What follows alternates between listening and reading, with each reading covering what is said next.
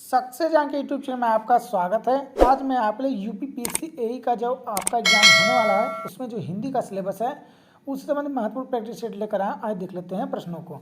जितने प्रश्न काफ़ी महत्वपूर्ण हैं, सिलेबस पे आधारित हैं। शुरू करते हैं प्रश्नों को। पहला प्रश्न यहाँ पर आपका है दोस्तों वर्तनी संबंधित। तो पूछा निम्नलिखित में से सही शब्द कौन सा है, मतलब सही वर्तनिक दृष्टि से सही शब्द कौन सा है। ऑप्शन ए है आपका आषाढ़, बी है आषाढ़, सी है आषाढ़ और डी आपका है आषाढ़। इसमें से आपको बताना है इसमें से शुद्ध शब्द कौन सा है। तो आपको बता दें ऑप्शन नंबर जो आपका ए है यही आपका शुद्ध है। ऑप्शन नंबर ए आपका राइट आंसर है। देखते हैं अगला प्रश्न। अगले प्रश्न की बात करें, अगला प्रश्न निम्नलिखित में से अशुद्ध शब्द कौन सा है। ऑप्शन है विकास, बी है प्रशंसा, सी है दुष्कर और डी है शुश्रूषा। तो आपको पता है ऑप्शन नंबर डी जो है वह अशुद्ध है। ये इस ढंग से नहीं लिखा गया, जो यहाँ पर दंत सा का प्रयोग हुआ है वहाँ पर तालव्य से होगा, इस तरह होगा।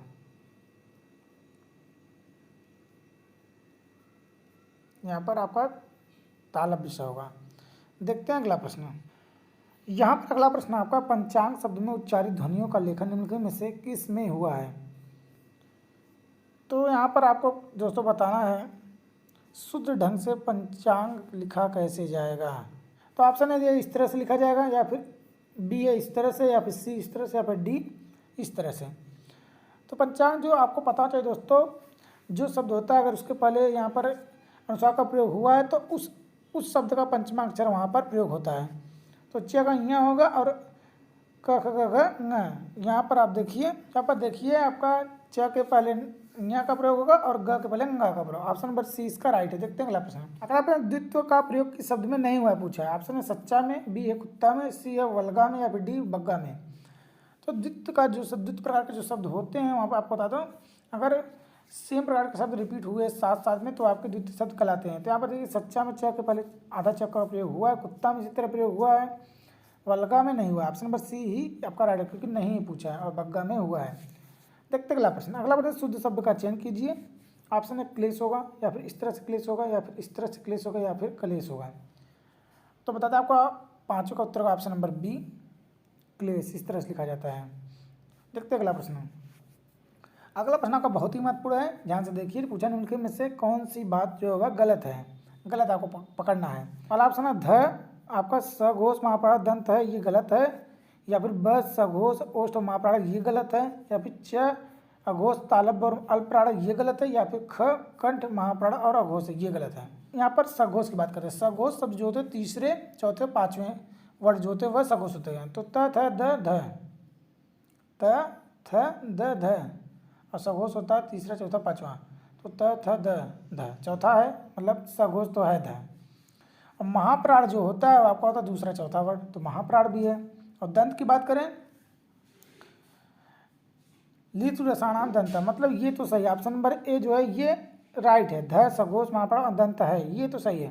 दूसरा ऑप्शन को उठाएंगे तो ब सघोष, सघोष में आते हैं आपके तीसरे वर्ड चौथे वर्ड पाँचवें वर्ड, लेकिन प फ ब। तो यहाँ पर अगर आप देखेंगे प फ ब तीसरा है, मतलब ब सघोष तो है। ओष्ठ की बात करें, उपपद्मा नाम ओष्ठ, तो ये भी है, ओष्ठ भी है। महाप्राण मतलब दूसरा और चौथा वर्ड, तो प फ ब, ये ब तो तीसरा वर्ड है, तो मतलब बी आपका राइट आंसर है। यही पूछा कि कौन सा गलत है, बाकी तीन ऑप्शन आपके सही हैं। अगला प्रश्न आपका है स्वर रहित र का प्रयोग हुआ है ट्रक में, पुनर्निर्माण में, त्राटक में, या फिर शत्रु में। तो स्वर रहित की बात कर रहा है,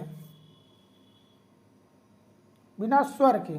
यहाँ पर जो प्रयोग हुआ है ना तो आपका पुनर्निर्माण में हुआ है, बाकी सब में स्वर का प्रयोग किया गया है साथ में। यहाँ पर देखिए ऑप्शन नंबर 20 का राइट है। र जो है यहाँ पर सीधा र इसी तरह से प्रयोग, बिना स्वर का ही प्रयोग। अगला प्रश्न। अगला प्रश्न आपका निम्नलिखित शब्दों में से शुद्ध रूप क्या है। आपका प्रज्वलित इस ढंग से लिखा जाएगा, इस प्रज्वलित इस ढंग से लिखा जाएगा, प्रज्वलित लिखा जाएगा, या प्रज्वलित लिखा जाएगा। तो आपको इसका उत्तर आना चाहिए। अगर आपको उज्ज्वल आता होगा लिखना तो प्रज्वलित भी आपको आ जाएगा। ऑप्शन नंबर 20 का राइट है, प्रज्वलित इस ढंग से लिखा जाएगा, ये आपका गलत है। अगला प्रश्न, यदि नीचे का ओठ पूरी तरह से काट दिया जाए तो किस ध्वनि के उच्चारण में कठिनाई होगी।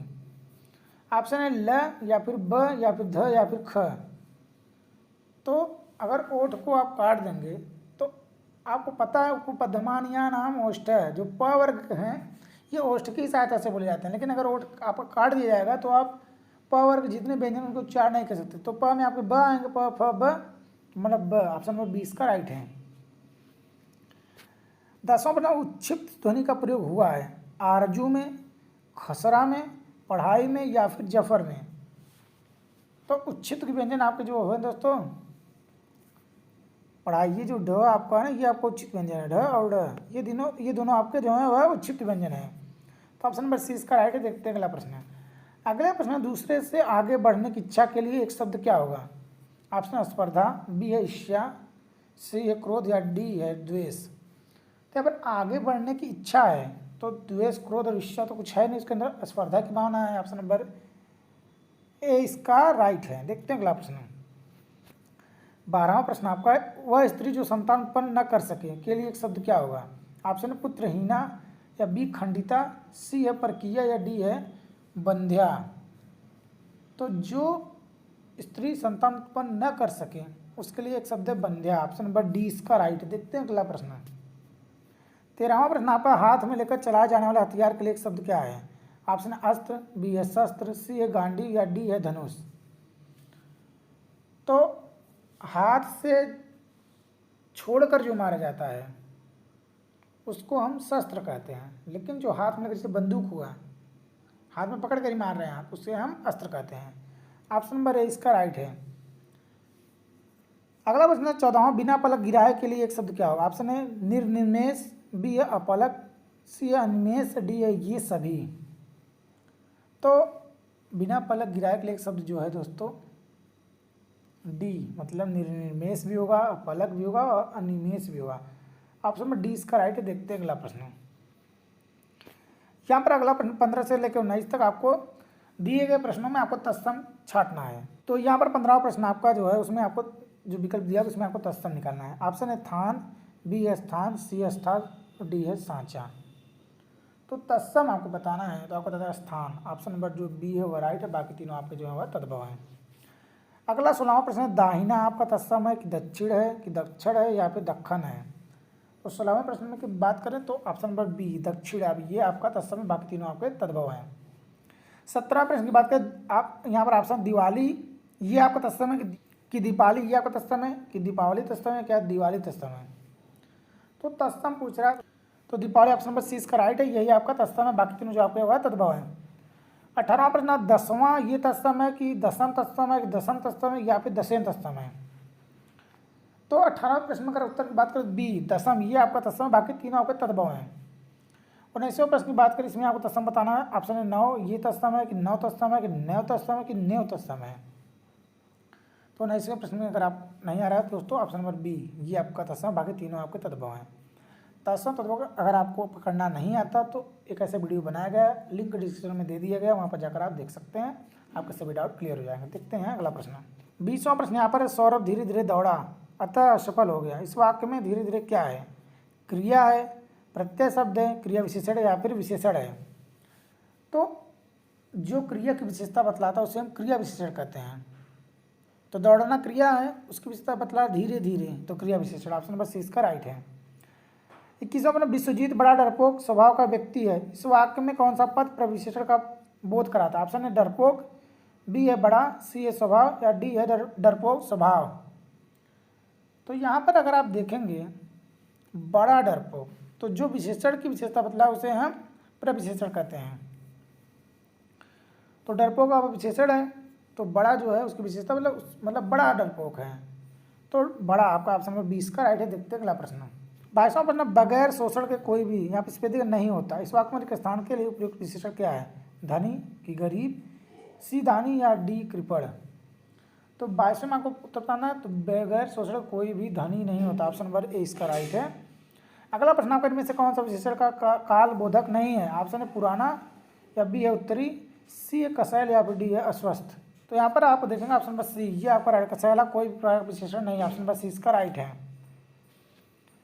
अगला प्रश्न आपका जिनके कौन सा पर्यायवाची शब्द युग्म सही नहीं है? ऑप्शन है कमल मृणाल या फिर ओस निहार, बी आकाश अभ्र या फिर गाय द्विज। तो 24वें आपका उत्तर option number D, option number D ये गलत है। अगला प्रश्न आपका, अंतिम निम्न में कौन सा पर्यायवाची शब्द युग्म सही है? ऑप्शन है पतिवार्या, की नदी, प्रस्तर, की सी चंद्रमा, आदित्य, या फिर धनुष कुंडड। तो यहाँ पर आपको उत्तर बताना है। इसका उत्तर हो दोस्तों सही युग्म धनुष कुंडड, ऑप्शन नंबर डी इसका राइट है। बाकी तीनों ऑप्शन आपके गलत हैं। तो ये रहा यूपीपीसी जो आपका एग्जाम होना है उस समय महत्वपूर्ण प्रैक्टिस सेट।